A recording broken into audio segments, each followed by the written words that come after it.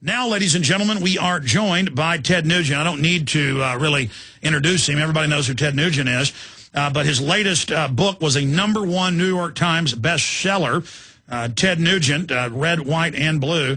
And we really appreciate him joining us, the Nugent Manifesto.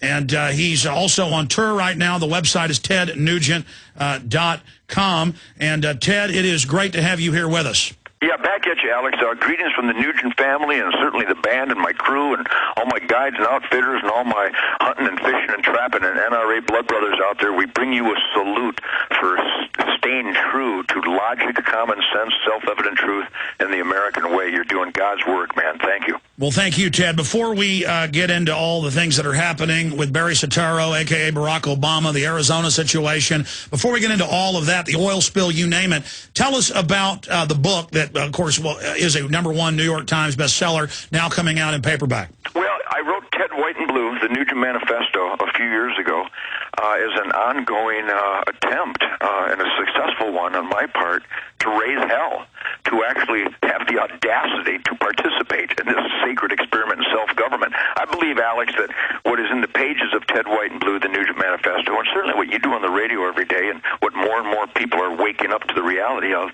is that in order to earn your Americanism, you have to actually participate and be engaged in this very responsible and very critical duty of an experiment in self-government. I realized way back in the 60s when I was attacked on hippie rock and roll radio for not doing their drugs and not drooling and puking like all the other zombie dips out there, and they would attack me for carrying a gun and believing in self-defense and hunting and fishing and trapping and all these perfect environmental positives that the Nugent family celebrates, that I realized that, boy, the left are brain dead. They're dangerous. They literally celebrate the bad and the evil while I try to maximize the good. So I started maximizing the good in an attempt to destroy the bad and the ugly. And it's been very successful because I got to tell you, Alex, I'm a gregarious guy. I travel this country. We have an incredible tour right now. 50 years later, it's called Trample the Weak, Hurdle the Dead. I got the greatest band in the world. We're selling out every night all these years later. And the positive energy, the goodwill, the decency, the logic that Alex Jones represents, the logic that is in Ted, White, and Blue, the Nugent Manifesto, and my weekly articles on humanevents.com and washingtontimes.com, that I'm not the weirdo. The left are the weirdo. History has proven that everything Barack Obama stands for and is implementing has destroyed societies 100% of the time. But if you continue to placate and try to cuddle with the pimps and the whores and the welfare brats, that people will be inclined to vote for politicians who will give stuff to the pimps and the whores and the welfare brats. So Ted, White, and Blue, the Nugent Manifesto is a battle cry to bring the good forward and to celebrate the most productive American families there are, while we crush the bad and the ugly of Barack Hussein Obama and his legions of pimps, whores, and welfare brats. Well, expanding on that, liberty and freedom and building our republic and saving it from the jaws of collectivism and globalism, this is not a spectator sport. And that's what's so good about you, Ted, is I know you've been persecuted, but it didn't make you cry and go into the shadows. It didn't make you sell out to these people. You stood up to them and became even more successful, despite the fact in the last 3 decades that you didn't submit to their propaganda and brainwashing. And as you said, you have now succeeded doing it your way as a true American, whereas they have failed. You are popular. Your message is stronger now, not weaker. Their message is weakening by the day. They are bleeding out like some wildcat that Ted Nugent's just blasted. Well, for years I've been attacked as being an extremist and a radical and out of control, and to all those accusations I would like to plead live on the Alex Jones radio show, you're damn right. You're damn right I'm an extremist. I'm extremely free. I'm not kind of free. I don't kind of have individual rights. Ruth Bader Ginsburg, John Paul Stevens, Sonia Sotomayor, you race Moses punk, Stephen Breyer, these subhuman anti-American punks in black robes in the Supreme Court of the United States who actually wrote, Alex, help me through this. If I have an aneurysm on your radio show, send someone to resuscitate me. Because we have 4 Americans, and I'm being generous with the term, who have actually written a Supreme Court statement that American citizens have no fundamental right to self-defense. They didn't even say Second Amendment or keep and bear arms. These 4 subhuman Supreme Court punks don't believe that American citizens have a basic right to self-defense. I'm a creative guy, Alex. I'm an imaginative guy. I not only wrote Wang Dang Sweet Poontang, I mean it every night when I sing it.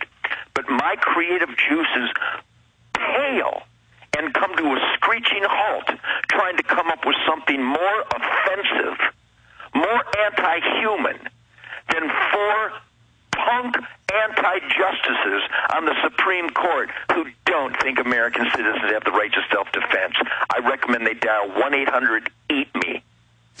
Ted Nugent, I mean, this really is an act of treason, of sedition. It's so dangerous. Treason, absolutely. I mean, Obama is now going to probably get a couple more justices in, and instead of them ruling that we have a limited Second Amendment, which is bad enough, they're going to rule we have no right. And we know Attorney General Holder, in cases, has argued that he believes in the UN's policy that Bill Clinton signed on to with the UNIDIR documents and the UN treaty, that no citizen is allowed to have any firearm, and that only the state can own guns as a, quote, power monopoly. That's a quote, the power monopoly of the state. These people really are Joe Stalin, Adolf Hitler, Mao Zedong rolled into one. They know that political power goes out of the barrel of the gun. They know that we will be we the people as long as we're armed as that ultimate check against tyranny. And that's why they hunger and lust after our precious guns. And I will remind them that in 1775 in Lexington and Concord, the war was kicked off that led to 1776 and the Declaration of Independence and July 4th and Mom and Apple Pie and everything good about this country, when the British came to take the guns and the ammo. And I remind them again that the day they try to actually say we can't own our guns is the day they're in a lot of trouble. They are a bunch of wannabe Joe Stalins. They are criminals. I couldn't have said it better myself, Alex. God bless you for that. That kind of inescapable historical evidence that you just articulated with the proper passion. Alex, feel good today in 2010. That spirit, that most critical and important American genetic trait of defiance is alive and well and growing out of the cesspool of apathy that allowed American citizens to bend over to the unforgivable degree to allow the Mao Zedong fan club into the White House. And a lot of people, Alex, I know they're, Alex Jones and Ted Nugent, that's hyperbole. 6 of his czars have praised Mao. It's every word you say, every word I wrote in Ted White and Blue, the Nugent Manifesto, my weekly columns at humanevents.com and WashingtonTimes.com. In fact, Alex, you got to connect with my website, tednugent.com. I've got thousands of articles I've written that no one can argue with. In fact, here's the beauty of it, Alex. Here's what my critics do when they attack me. Even on those websites, those conservative websites, they constantly repeat the Saul Alinsky, Cloward Piven modus operandi. Everywhere I write an article, this is so beautiful I can hardly stand myself. I'm more proud of what I'm about to tell you, Alex, than anything in my life.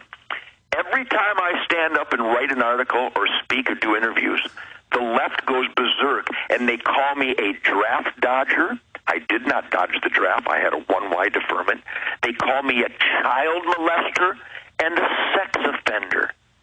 I've never been charged with or convicted of any of those evil accusations, but based on the Saul Alinsky playbook that Hillary Clinton did her theses in college on, they need to attack with the most vicious and hateful lies they can. Ted, oppress their enemies. Ted, you should be proud. That's a badge of honor. Proud, Alex. Well, listen, I mean, they've had national TV, and Chris Matthews claimed that I'm calling for violence when I've never called for violence. I've said we have a right to defend ourselves against criminals. I mean, it's insane how much they lie. But shifting gears into another area that follows that line, I want to read you a quote here.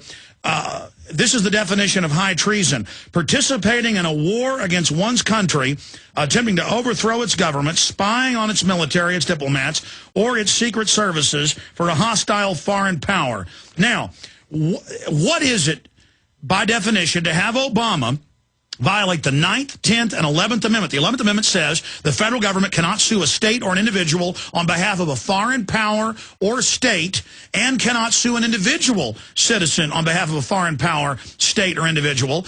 So that's the 11th, not just the 10th Amendment. All the scholars have looked at it and said that all the Arizona law does is it's a copy of the federal law, and it says if we have first contact with a drunk driving illegal alien,